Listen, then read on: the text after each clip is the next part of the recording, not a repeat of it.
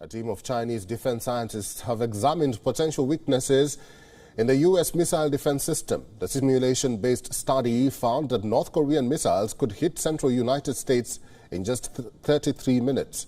The study used a simulation of an ICBM attack on the U.S. mainland by North Korea. It found that the North Korean missile could hit the central U.S. in just half an hour, provided that the U.S. missile defense network fails to intercept them. The research involves the hypothetical launch of North Korea's Hwasong-15. Pyongyang first tested this missile in 2017. Similar studies conducted by Chinese scientists in the past have not usually named specific countries or even locations. In the research published by the journal Modern Defense Technology, a Hwasong-15 missile blasts off from Sancheong in North Korea. Its target is Columbia in the central United States state of Missouri.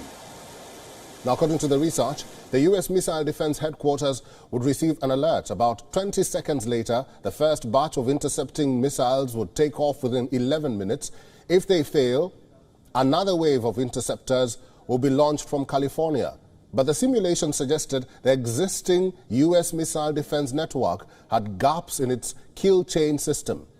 Researchers say this could be exploited by an opponent. Our top focus at this hour. On Friday, the International Criminal Court announced an arrest warrant for Vladimir Putin. The warrant against the Russian president is based on the war crime accusation of unlawfully deporting Ukrainian children.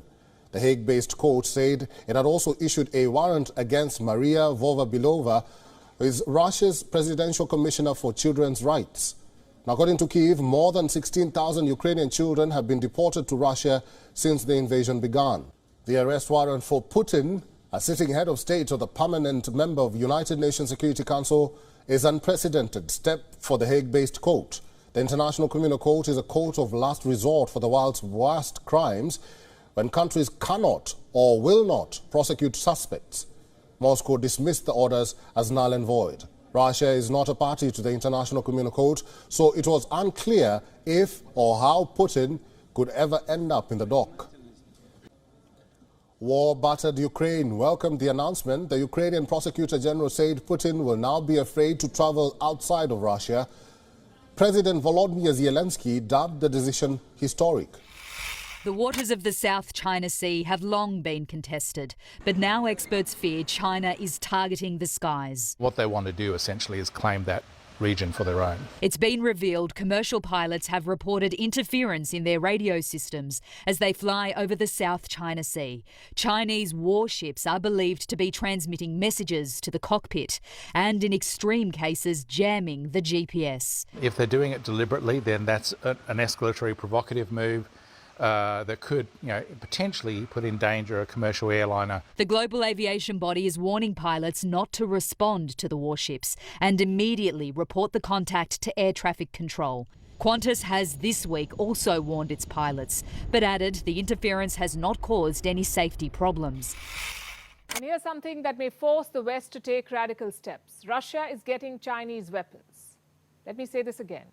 China is arming Russia in this war. Chinese weapons have been found in Ukraine. Not the most lethal ones yet, but weapons nonetheless. China has sent 1,000 assault rifles and other equipment like drone parts and body armor.